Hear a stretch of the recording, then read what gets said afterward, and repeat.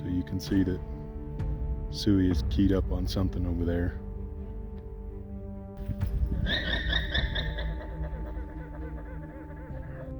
So I have no idea what that sound means. I've never heard him do that before. But he's still keyed up on something. Is it gone?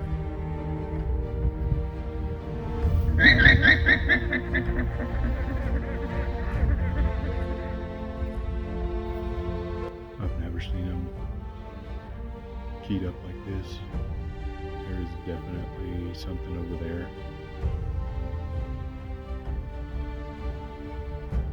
I don't know.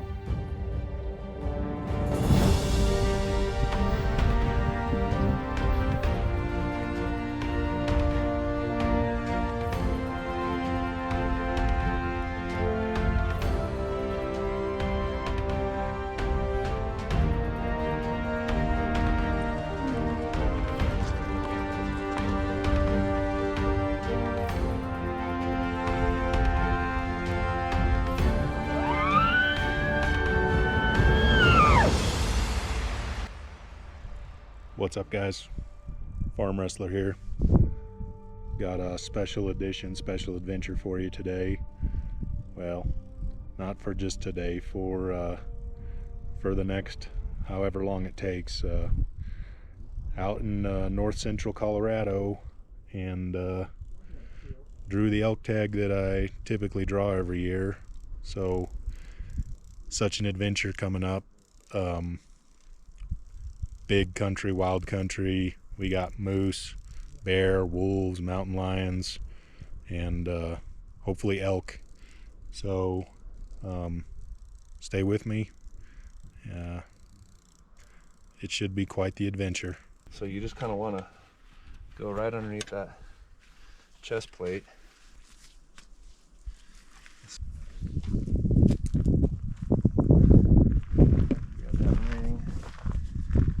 Really long hair, so I always put my hand kind of between that ring before I start to cinch it up so it doesn't bind up their hair. On the front one you do a double cinch.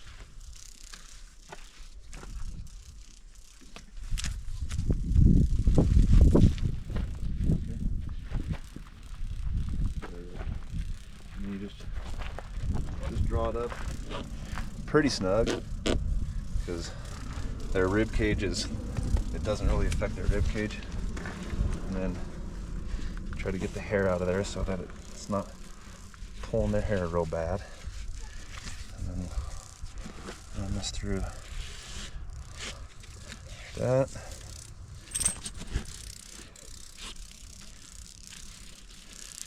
And through.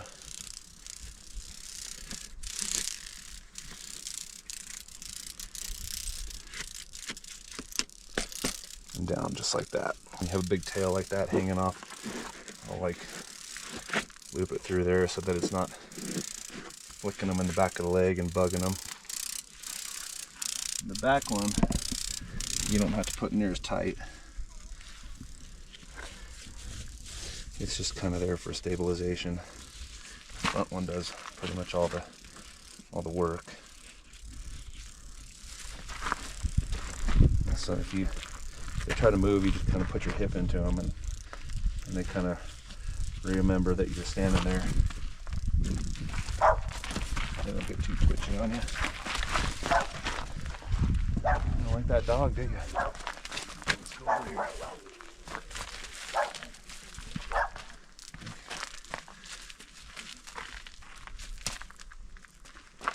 Okay.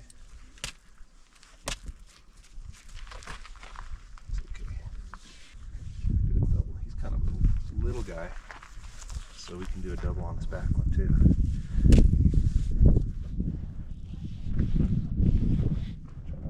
Since that's cinched up so far, I'm going to go to the other side and kind of pull it from the other side so it's even.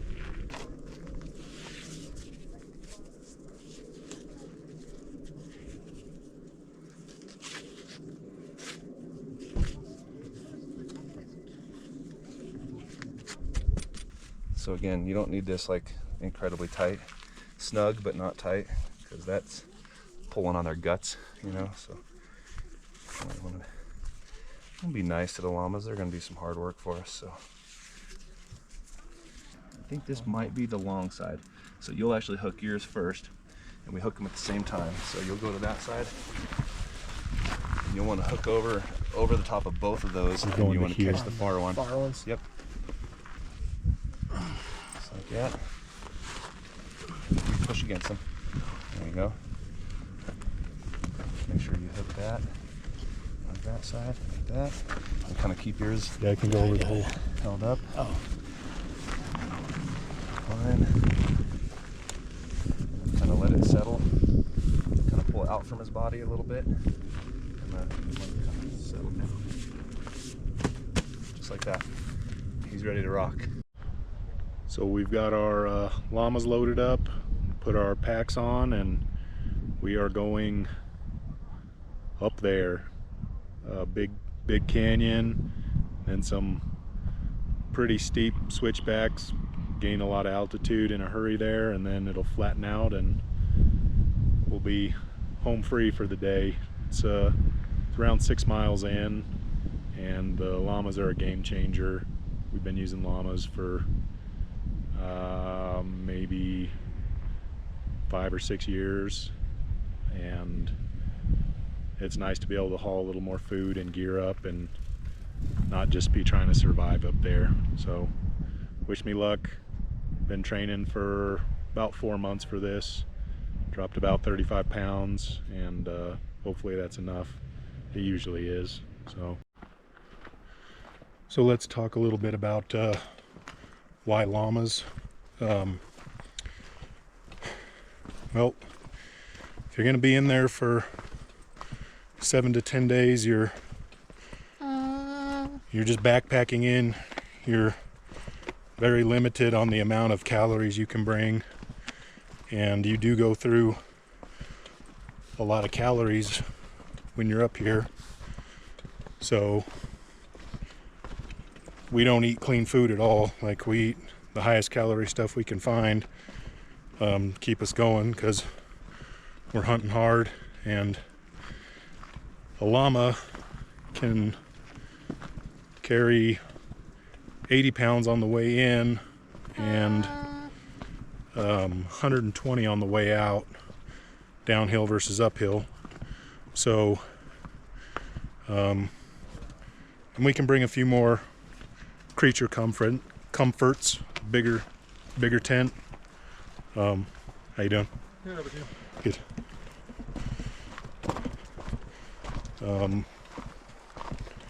Bigger tent, a few more layers, but most of it is food. It takes about 10 years off your age, I feel like. Like, we've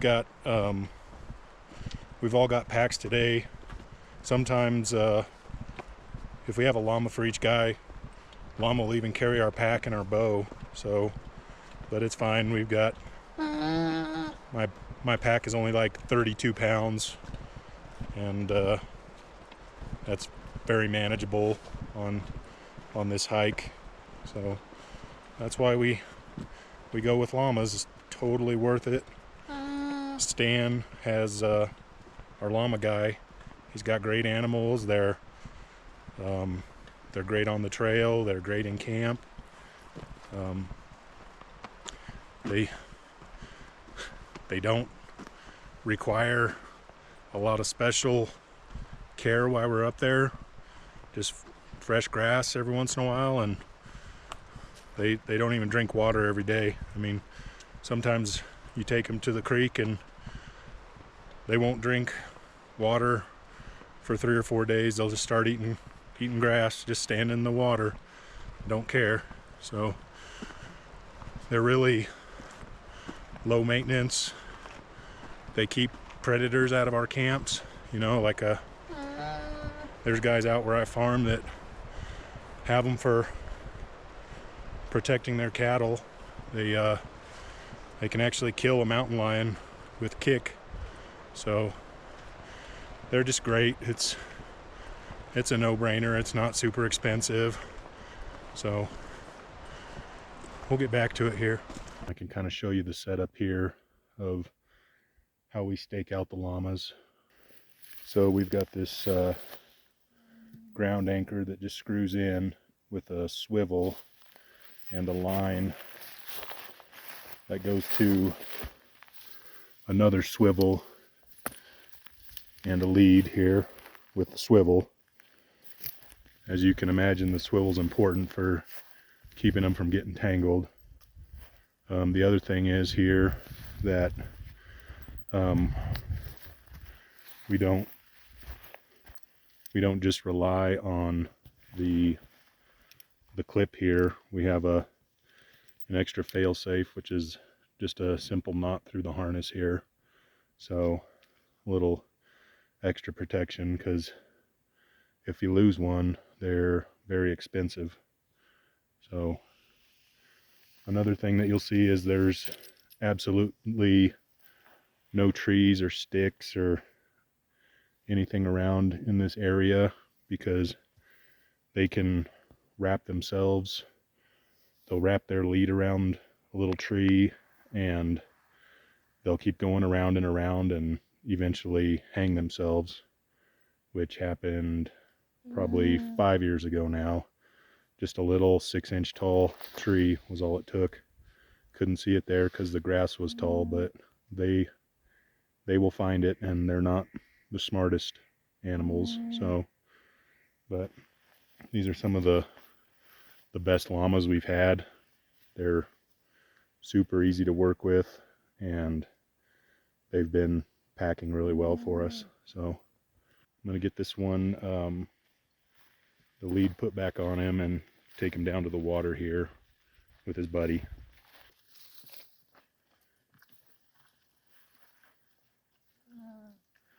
So this is Suey. We can never remember their actual names, but we named him Suey. And then this guy over here is Llama Brady, because he's the greatest llama of all time so far. He's been super chill and carried some heavy loads and been a leader amongst the llamas here. So Llama Brady, you're a stud.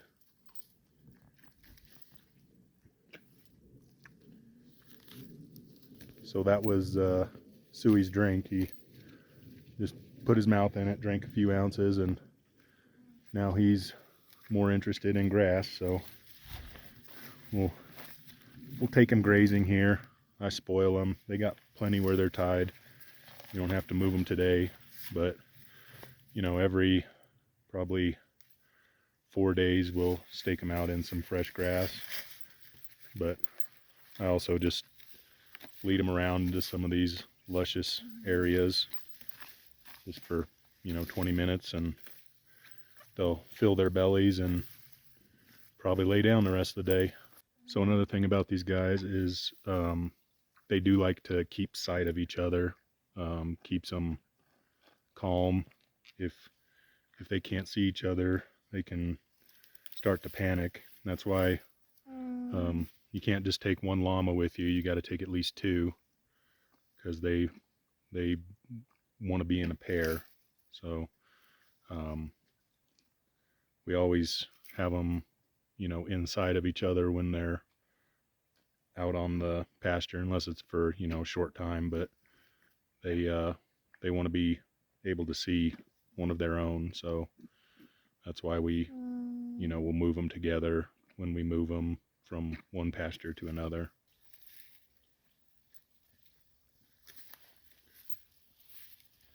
You can see how they're ever watchful.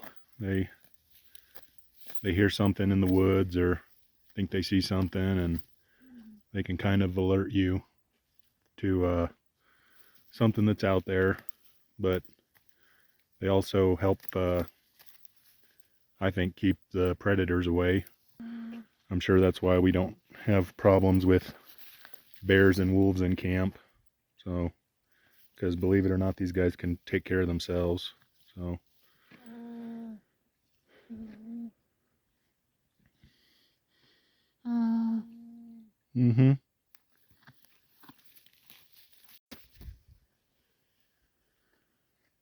So you can see that Suey is keyed up on something over there.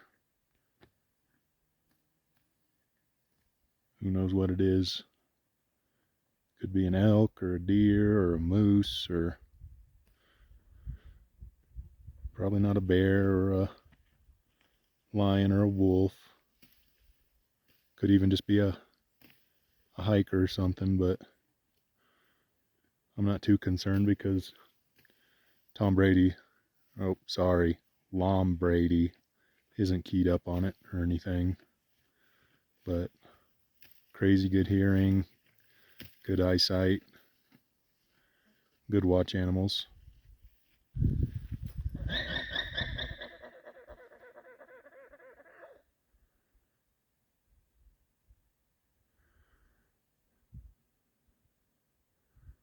So I have no idea what that sound means. I've never heard him do that before. But he's still keyed up on something over there.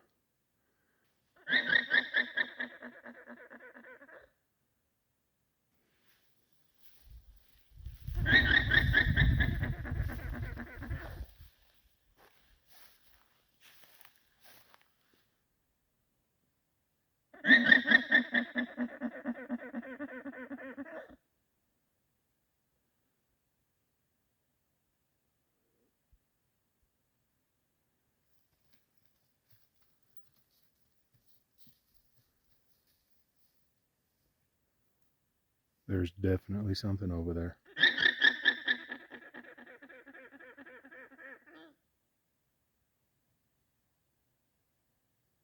Is it gone?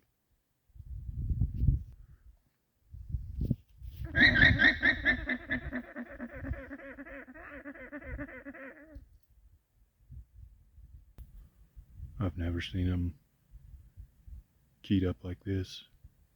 There is definitely something over there. Probably some kind of predator. Or a moose, maybe. I don't want to deal with the moose right now. I guess climb a tree. It's about my only option. Try to keep a tree between it and me.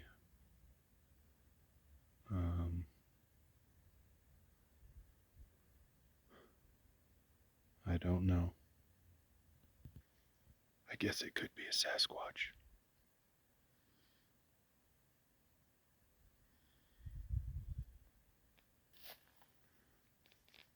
He's definitely onto whatever it is. It's working its way down the canyon, I think, based on where he's looking.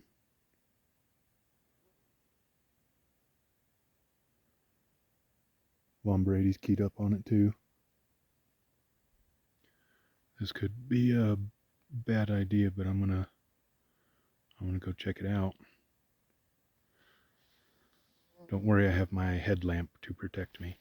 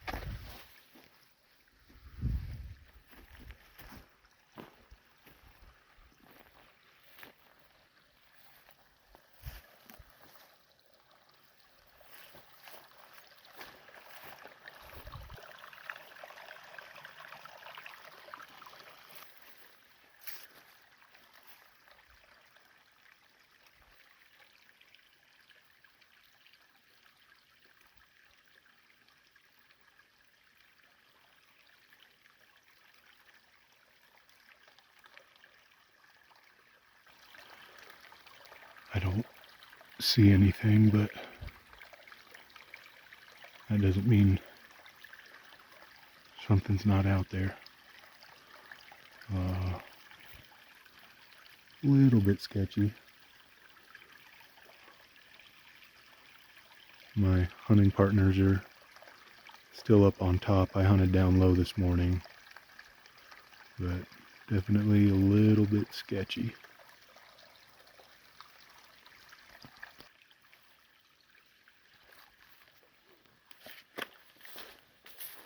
So I really have no idea what that was. Maybe a moose or a bear. It's definitely something that the llamas felt threatened by.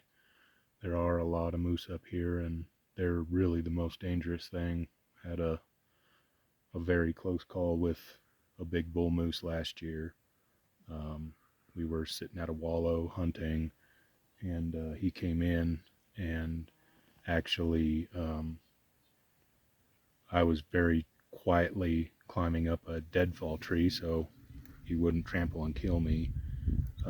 They don't have very good eyesight, so he didn't know we were there, but my hunting partner was just sitting on the ground, and that thing started walking towards him, and definitely saw him. He was about 5 yards away is all, and I was thinking he's going to be in big trouble, but a cow moose came in, making all kinds of noise and, calling and everything, and that bull moose turned on a dime to go chase that cow, and that's, I think, the only thing that saved my hunting partner. But moose are definitely the most dangerous thing up here. It's not the bears or the wolves or the mountain lions. It's definitely the moose. They are enormous. They're not afraid of people, and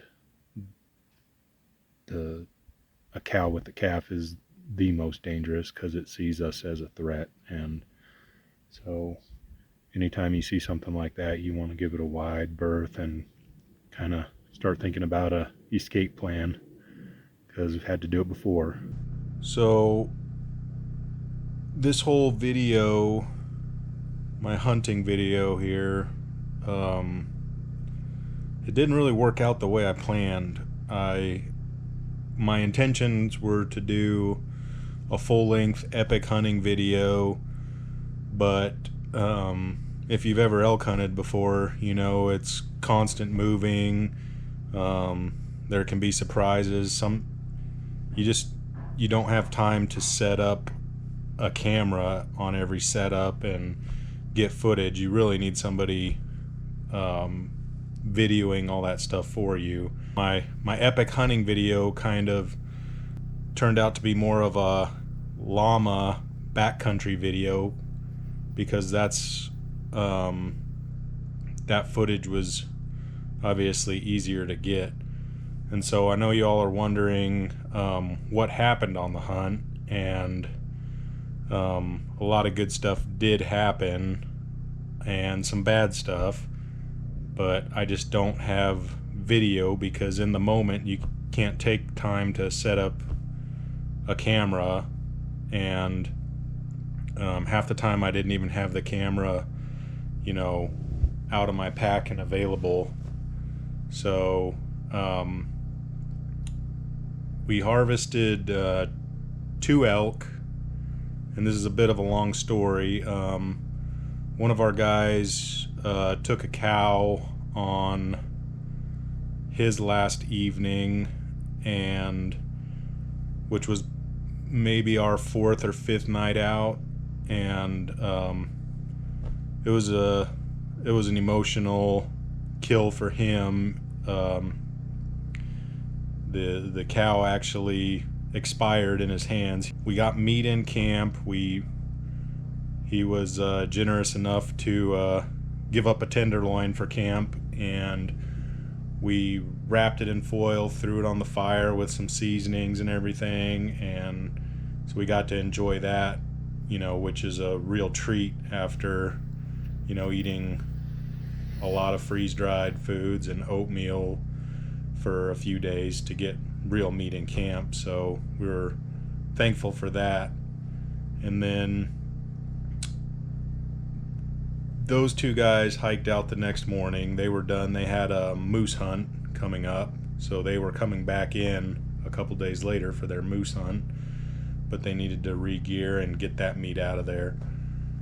And then I think it was our last evening, we had all kind of resigned that we would probably shoot cow at that point if we were given the opportunity.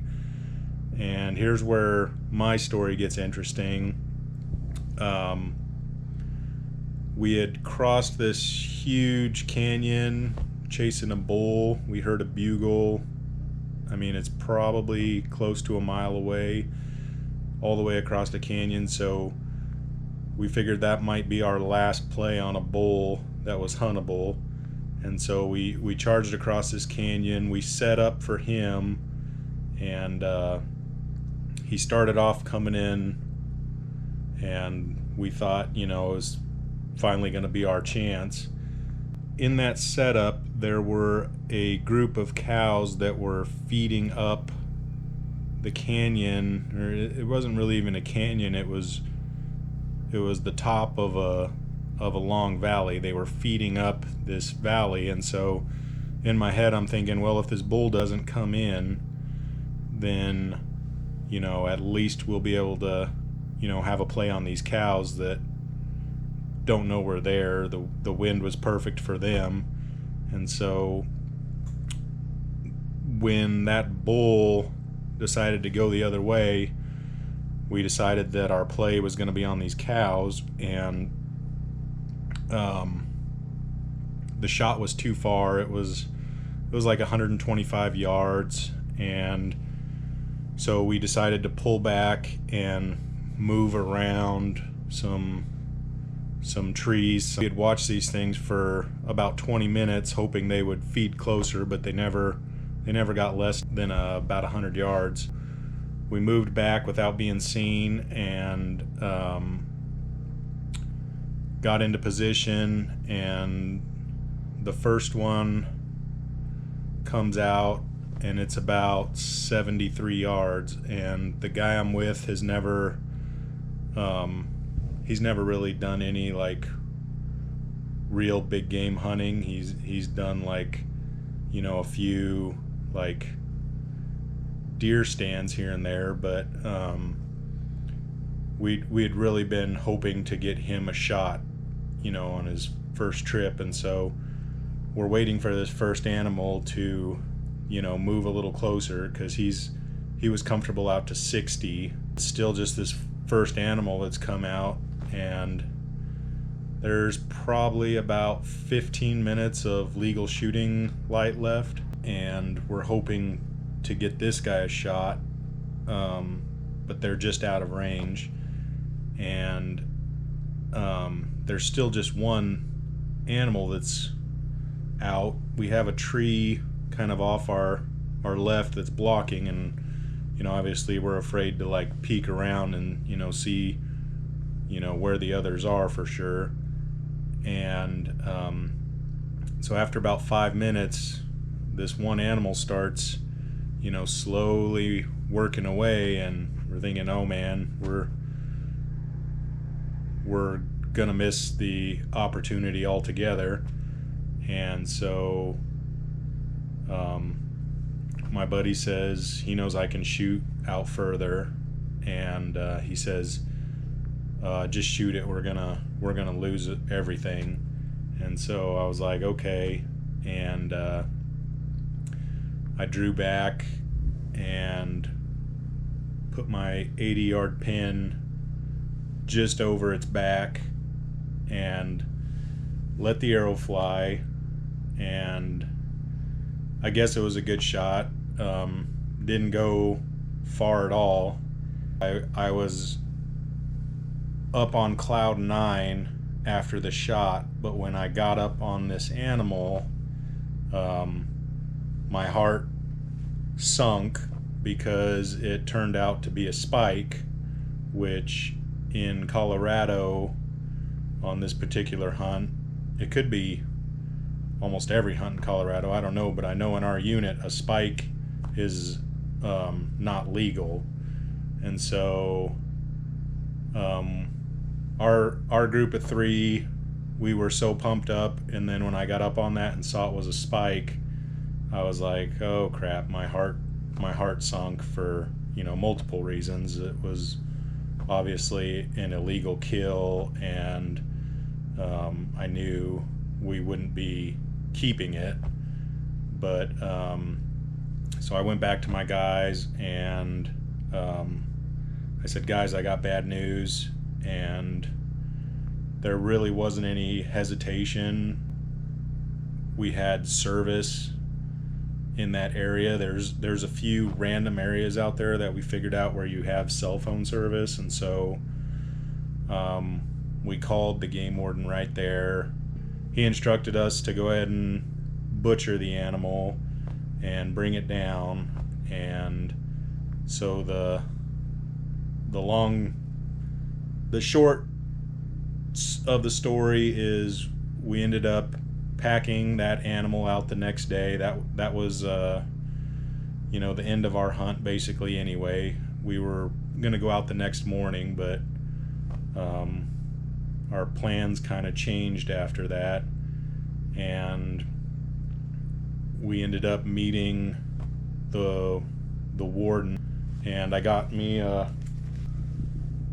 fancy ticket for $137.50.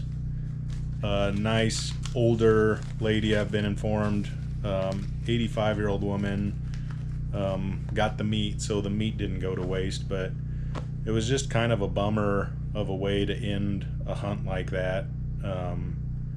Everybody worked hard, and then to make that mistake, you know,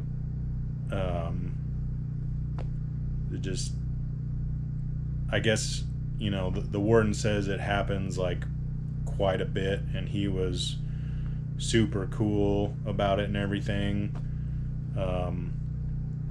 I've got 5 points on my hunting privileges now taken away. You get 20 points over 5 years, I guess. And this is obviously like my first hunting infraction ever, and it's kind of like a speeding ticket is how it was explained to me. But you know, we did the right thing. We turned it in. I feel like a lot of people would just walk away, but you just got to do the right thing, even if it costs you. It wasn't whether I thought I could get away with it or not. It was just like, let's just do the right thing, and everybody in our group was in agreement that the right thing to do was to take care of it the right way. Wasn't the way we wanted the hunt to end, but and it's funny, he said, you know, my tag is still good if I wanted to go back out, but you know, at that point I'm just kind of done with it this year. Not the video I wanted to shoot, you know. I didn't take pictures with my harvest or anything, because I didn't even feel right about that. I'm not gonna post videos of that. We had to take a lot of pictures for, you know, the investigation, but I don't really feel right about posting anything like that. I just wanted to let you guys know what happened and how it ended. I guess we'll probably try again next year. I hope you guys enjoyed learning about llamas and, you know, how that works in the backcountry, and what it takes to, you know, care for them, to handle them, to saddle them, all that sort of thing. So I hope you enjoyed the video. Thanks for watching.